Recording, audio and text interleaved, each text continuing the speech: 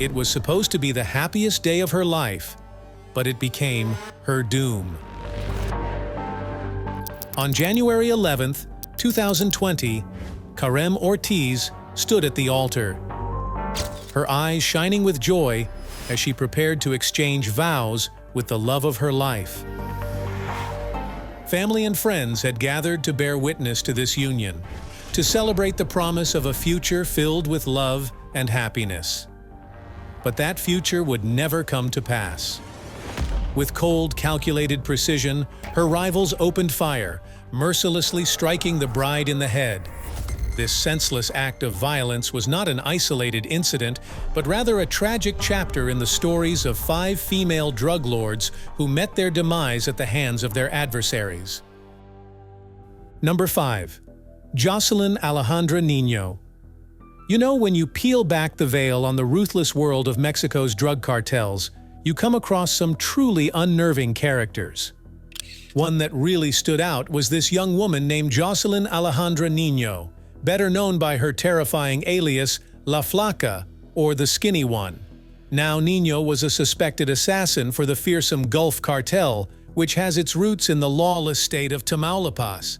And just so you know, this cartel is no joke. They're one of the most powerful and violent criminal organizations south of the border. But what made Nino's story especially captivating was the stark contrast between her unassuming appearance and the brutality of her alleged crimes. By all accounts, Nino was a slim, petite young woman. But don't let that fool you. She had clawed her way up the cartel ranks, going from lookout to full-fledged killer, and her nickname, La Flaca, was a reference to Mexico's folk saint of death, Santa Muerte, who's revered by many in the drug trade. Nino first came to public attention back in 2015 when an anonymous online user leaked a photo of her posing proudly with firearms and wearing a bulletproof vest. This image really stirred up a lot of controversy. It exposed the reality that even young women like Nino were being drawn into the cartel's violent enterprises. But the leak wasn't just some random act. It was part of a calculated ploy by a rival Gulf Cartel faction called Los Metros. They were locked in a brutal turf war with Nino's own crew, Los Ciclones, and they wanted to publicly humiliate and endanger their rivals. So they used social media to expose Nino and her associates, hoping to weaken their position. And you know, the irony is that Nino's picture actually generated a lot of discussion about the lifestyles of these cartel assassins. A lot of people were surprised by how modest her surroundings looked, which seemed to contradict the notion that these criminals live in the lap of luxury. Some even wondered if the risks were really worth it, given that the big cartel bosses are the ones reaping most of the benefits. But Nino's fate was sealed when she found herself caught in the crossfire of this deadly infighting. As the factions battled for control of lucrative territories like Rio Bravo, Nino was tasked with fending off Los Metros' incursions into her home turf. And in the end, her luck ran out. She and 2 of her associates were captured by Los Metros in April 2015. Sadly, on April 13, 2015, Mexican authorities in the border city of Matamoros, Tamaulipas, made a truly horrific discovery. They found Nino's dismembered body stuffed inside an abandoned ice cooler in the parking lot of a Soriana supermarket. But that wasn't all. Her remains were scattered across the scene, with other plastic bags containing even more dismembered body parts. Now, the investigators suspected that the 2 other victims found alongside Nino were also members of her cartel faction, Los Ciclones. The way these bodies were discovered was just so unimaginable. They showed clear signs of torture, likely done to extract information about the group's criminal activities. And then they were executed, quite brutally, with gunshots to the head before being dismembered. This whole macabre scene was clearly intended as a message, a warning. The Los Metros faction of the Gulf Cartel. In fact, they had the gall to post gruesome photos of the crime online. The images showed Nino and the other victims beaten and bloodied on the ground before their bodies were mutilated. And the message the Los Metros left behind was another scary thing, to say the least. They basically threatened to do the same thing to any and all of Nino's faction who dared to defy them. They even mocked the use of female assassins like Nino, vowing to kill more on their turf. Number 4. Myra Lemus. It was a sunny day in February 2011 when Myra Lemus sat down for lunch at the Los Cuernos Hotel in Ciudad Pedro de Alvarado, a small border town in Guatemala. Myra was running for mayor of the local municipality, and she had gathered some prominent community members to discuss her campaign. As they were finishing up their meals, a commotion broke out outside. Suddenly, a group of men in pickup trucks pulled up to the hotel, armed with AK-47s and shotguns. An eyewitness said that they just started shooting as soon as they got out of the truck zone. The victims didn't even have a chance to move or defend themselves. Myra and at least one of her bodyguards were among the 8 people gunned down that day. Myra's younger sister, Marixa, heard the gunfire from down the road. Marixa later revealed that she jumped in her armored truck and raced over there, while her bodyguards were right behind me, honking the horn, trying to warn her to stop because they knew she would be killed too. But as Marixa approached, the gunman opened fire on her vehicle. Fearing for her life, Marixa quickly put the truck in reverse and drove to the local police station, hoping they would help. But the officers just refused to get involved. They had heard the shooting too, but they didn't want any part of it. When Marixa returned to the hotel, the gunmen and their trucks were gone. The restaurant was a scene of devastation, with bullet holes and blood everywhere. Marixa found her sister's body in a back office, just a few meters from where she had been eating. Her face was destroyed, and she was lying in a pool of her own blood. The brutal killings that day became known as the Massacre at Los Cuernos. But Myra's violent end wasn't entirely unexpected. She was famous for being a killer, according to a local business owner. The whole town was scared of her because she decided who lived and who died. Rumors swirled that Myra had even killed her own husband, though she was never charged or convicted. Her family's history of violence was entangled with the power struggles of other local figures, as this border town was a crucial gateway for drug trafficking. The business owner affirmed that being a killer pays there. He also reiterated that respect is won based on how many people you kill. That's what determines your power, not how educated you are. The control of these trafficking hubs is extremely lucrative, and criminal organizations from Mexico to Colombia all have their eyes on what happens in Ciudad Pedro de Alvarado. It's a dangerous, high-stakes game, where political and criminal power are often one and the same. It's clear that local politics in Central American border enclaves like Ciudad Pedro de Alvarado and nearby Moyuta is indeed a combat sport. The story of the Lemus family's struggle for power in Moyuta is a tragic and complex one, marked by violence, intrigue, and bitter rivalries. Myra Lemus, who was finishing her brother Magno's term as mayor when she was murdered, had already survived one attempt on her life in 2006. That attack, which killed her niece Jennifer, was a brutal reveal of the risks involved in the political arena. Marixa, Myra's sister, was devastated by the loss of her daughter and blamed the Lemus family's political rival, Roberto Marroquin Fuentes, for the massacre. When Myra was killed, Marixa stepped in to run for mayor, allying herself with another Marroquin rival, Roni Rodriguez. But this alliance was short-lived, as Rodriguez too was gunned down just months after Myra's murder. Marroquin went on to win the mayoral race, much to Marixa's bitterness. The feud between the Lemus family and Marroquin did not end there. Marixa was later arrested on kidnapping and murder charges, and she was accused of attempting to kill Marroquin 3 times. Even with Marixa behind bars, the battle for Moyuta continued, with Marroquin's brother, Jorge Mario Marroquin Fuentes, making international headlines for a massive cocaine bust in El Salvador. The first time she tried to break free, it was May 2016. Marixa, imprisoned on charges of kidnapping and murder, enlisted the help of fellow inmates to vault over a prison wall.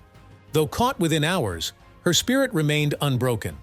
Undeterred, she made a second attempt in May 2017, this time from the imposing walls of Mariscal Zavala military prison.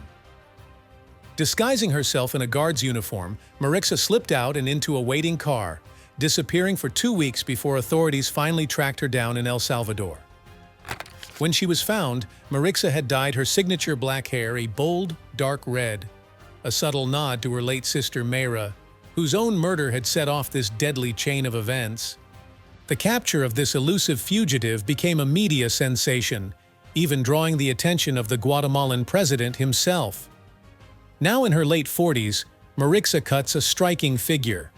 Her pale, freckled skin and thick, dark brows frame intense eyes that have seen more than their fair share of tragedy. As she emerges from solitary confinement into the bright atrium, blinking against the light, one can't help but wonder what fuels this woman's determination to break free, and at what cost. Number 3. Karem Lisabeth Ypez Ortiz. In January 2020, the deadly conflict between the two powerful Mexican cartels reached a grim milestone as gunmen brazenly attacked a church during a wedding ceremony. It was supposed to be the joyous union of Karem Lisabeth Ypez Ortiz and her soon-to-be husband, known as El Calamardo in the criminal underworld. But as the couple stood at the altar, their lives were shattered by a hail of bullets. Karem, the sister of José Antonio El Marro Ypez Ortiz, the leader of the Santa Rosa de Lima cartel, was gunned down in cold blood. Witnesses reported that the assailants, believed to be from the rival Jalisco New Generation cartel, were wearing bulletproof vests emblazoned with the cartel's initials. They sent the wedding guests diving for cover as they carried out their deadly assault, even shooting at anyone who dared to make eye contact. The carnage didn't end there. An 18-year-old bystander riding a motorcycle was caught in the crossfire and killed, while a passenger with him was wounded. And in a further twist, the groom himself, El Calamardo, was reportedly kidnapped by the Jalisco cartel gunmen as they made their escape. The roots of the feud can be traced back to December 2017, when Nemesio El Mencho Oseguera Cervantes, the leader of the Jalisco New Generation cartel, declared war on El Marro and his Santa Rosa de Lima cartel. The two factions were locked in a violent struggle for control over the lucrative illegal oil tapping business known as huachicoleo throughout the Guanajuato region. The resulting bloodshed left hundreds of cartel members and innocent civilians dead. Authorities have been searching for El Mencho since 2015, with the U.S. government even offering a $10 million reward for his capture. But the elusive cartel boss has managed to evade justice, leading to further escalations in the violence. The brutality of the cartel conflict has been on full display, with both sides resorting to increasingly shocking tactics. In one chilling incident, a member of the Santa Rosa de Lima cartel was recorded being executed, and his body hung from a highway overpass. In another, the Jalisco New Generation cartel paraded a high-ranking official of the rival cartel, bound and half-naked, before killing him. As the Mexican government struggles to rein in the cartels, the bloodshed shows no signs of abating. This attack on a wedding ceremony highlighted the ruthlessness and desperation of these criminal organizations, who will stop at nothing to maintain their grip on power and territory. The people of Mexico can only hope that the authorities will find a way to put an end to this cycle of violence before more innocent lives are lost. Now, it's time for today's subscriber pick. What do you think about these two scenarios captured with the notorious Joselyn Alejandra Nino? Joselyn Alejandra Nino is shown clutching a powerful automatic weapon, her eyes narrowed with a cold, ruthless determination. This image captures the fierceness that made her one of the most feared female drug lords in Mexico's violent cartel underworld. In another quite contrast, another image depicts Joselyn in a more vulnerable state, her hands bound, a look of desperation etched across her face. This photograph hints at the savage fate that ultimately befell her, as the once all-powerful drug queen found herself captured and at the mercy of her bitter rivals.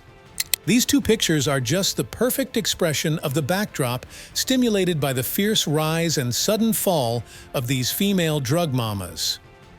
What do you think about these individuals and their choice of raid while they were still alive? Join the conversation and air your thoughts in the comments section. Number 2. Maria Guadalupe López Esquivel. The small town of La Boconda in the central Mexican state of Michoacán was the site of a dramatic confrontation between law enforcement and a notorious female cartel boss in January 2020. Video footage emerged that sheds light on the dying moments of this powerful criminal figure. It all began on a Friday afternoon in January 2020 when soldiers and police officers arrived in La Boconda to carry out an operation targeting the local cartel presence. Little did they know, they were walking into an ambush orchestrated by the cartel's top leadership. At the center of this deadly plot was a 21-year-old woman known as La Katrina, a reference to Mexico's iconic skeletal Lady of the Dead figure.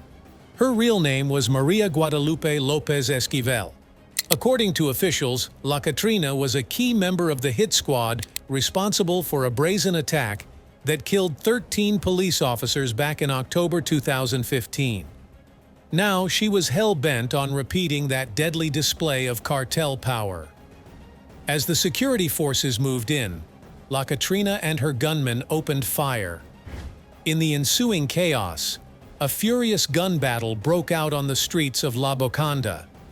But the cartel's attempt to overpower the authorities was ultimately futile. One of the soldiers recalled that they tried to block off the roads to prevent backup from arriving, but immediately called in air support. That's when things started to turn against the cartel gunmen. Footage captured by the military cameras shows the dramatic conclusion of the clash. Bloodied and gasping for air, La Katrina can be seen sitting on the ground, a bullet wound visible on her neck. A concerned soldier kneels beside her, trying to offer comfort. As the helicopter arrived to evacuate her, it became clear that La Katrina's injuries were too severe. She succumbed to blood loss before reaching medical care. The other members of her hit squad did not fare much better. 6 male suspects were arrested at the scene, their identities withheld to protect the integrity of the ongoing investigation. While women have long played supporting roles in Mexico's notorious drug cartels, it is exceedingly rare for them to reach the heights of power and influence that La Katrina had attained. Her death marked a significant blow to the cartel's leadership and operations. The fallout from this bloody encounter is still unfolding.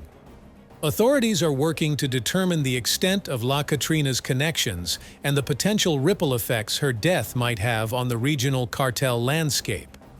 One thing is certain: the legend of La Katrina, the Grande Dame of Death, has come to a violent end. But the shadows of Mexico's powerful drug trafficking organizations continue to loom large, a grim reminder that the struggle against cartel violence is far from over. According to the Mexican newspaper El Universal, La Katrina's path to infamy began with humble origins. She was raised in the city of Tepalcatepec by her farmer father and housewife mother, before abandoning that life to join the ranks of the powerful Jalisco New Generation Cartel in 2017. It seems that López Esquivel was particularly inspired by the on-screen exploits of actress Kate del Castillo, who famously portrayed a female narco boss in the hit Spanish-language drama La Reina del Sur. Ironically, Del Castillo and American actor Sean Penn had their own real-life brush with cartel royalty, secretly meeting with Joaquin El Chapo Guzman just months before the Sinaloa cartel co-founder was captured by Mexican authorities in 2015. For La Katrina, the allure of the cartel lifestyle was apparently too strong to resist. She left her small-town upbringing behind and embedded herself within the Jalisco New Generation organization, eventually ascending to a position of power and influence. her rise would ultimately come to a tragic end, as the evidence uncovered by authorities would seal her fate. The contrasts are striking, from humble farmer's daughter to ruthless cartel boss, all while mirroring the dramatic narratives playing out on the silver screen. La Katrina journey underscores the complex social and economic factors that can drive individuals towards the temptations of organized crime, even in the face of immense personal risk. During the operation that led to La Katrina's death, security forces uncovered a trove of incriminating evidence against her. The records seized showed that she was directly responsible for overseeing a network of halcones, or cartel spotters, who were paid a weekly stipend of $210 to filter sensitive information back to the organization. This allowed the cartel to stay one step ahead of law enforcement and plan their attacks with precision. Even more damning was an audio recording that surfaced in the aftermath, in which La Katrina's voice can be clearly heard confirming the orders handed down by a top cartel leader, Miguel M2 Fernandez, to orchestrate the deadly ambush on that police convoy back in October 2019. Graphic footage from the scene showed the brutal aftermath, with police vehicles riddled with assault rifle fire and officers lying lifeless on the ground. The cartel even had the gall to leave written warnings for any other law enforcement agencies daring to work with their rivals. It was a chilling display of the cartel's ruthless power and reach. The discovery of this evidence underscores just how deeply entrenched La Katrina was within the cartel hierarchy. Her demise may have been a victory for the authorities, but it also lays bare the immense challenge they face in dismantling these sophisticated criminal networks. Number 1. Griselda Blanco. The name Griselda Blanco is synonymous with the ruthless reign of the cocaine cowgirls who terrorized Miami in the 1970s and 80s. Born in the coastal city of Santa Marta, Colombia, Blanco's path to infamy began at a shockingly young age. Raised in poverty, she quickly learned that the only way to survive was to embrace the shadows of the criminal underworld. By the time she was just 11 years old, Blanco was already deep in a life of crime, orchestrating a fatal kidnapping. The victim was the young son of a wealthy family who refused to pay the ransom, and Blanco herself reportedly pulled the trigger, cementing her reputation for an utter lack of remorse. From there, she honed her skills as a pickpocket and a prostitute, hardening herself for the even greater villainy to come. It was her marriage to a small-time drug trafficker that would truly set Blanco on the road to becoming the most powerful female crime boss in history. Seizing control of the family business, she soon expanded her reach, smuggling tons of cocaine from Colombia into the United States with a cunning that defied imagination. Hiding drugs in hollowed-out teddy bears, secret compartments in her lingerie. Blanco's innovative tactics allowed her network to thrive, raking in an astounding $80 million per month at the height of her reign. Embracing her dark reputation, Blanco even named one of her sons after the iconic Godfather crime boss, Michael Corleone. She lived large, with lavish homes, extravagant parties, and a fearsome persona that left her enemies trembling. Known as the godmother of cocaine and the Black Widow, Blanco ruthlessly eliminated anyone who dared to challenge her, ordering hits carried out by gunmen on motorcycles, a signature method she herself pioneered. As the cocaine cowboy wars raged, Miami descended into a bloody chaos, with Blanco at the center of the carnage. Backed by her iron-fisted control and a body count estimated in the hundreds, she reigned supreme, commanding a vast criminal empire that spread its tentacles across the United States. Her rise to power was fueled by an utter lack of scruples and a stone-cold willingness to do whatever it took to eliminate the competition. But even as Blanco's reach expanded, the walls were slowly closing in. Targeted by rival cartels and fearing for her life, she ultimately fled to California in 1984. A year later, she was arrested and taken to New York to face long-standing drug charges. Found guilty in 1985, she received the maximum sentence of 15 years in prison. though she reportedly continued to run her empire while incarcerated. During this time, officials looked to press additional charges against Blanco, who was implicated in more than 200 murders. It was the testimony of one of her own hitmen, Jorge Ayala, that finally brought her down, leading to charges for 3 specific killings, including the fatal shooting of a former enforcer's 2-year-old son. Prosecutors sought the death penalty, but Ayala's credibility was ultimately undermined, and in 1998, Blanco pled guilty in exchange for a reduced sentence. 6 years later, she was released and deported to Colombia, retiring from a life of crime. But the legend of the cocaine godmother lived on, inspiring books, movies, and most recently, the hit Netflix series Griselda. Even in death, the specter of Griselda Blanco continued to loom large as she was gunned down in 2012 by a hitman on a motorcycle, the very method she had pioneered decades earlier. Thank you for watching and see you in the next video.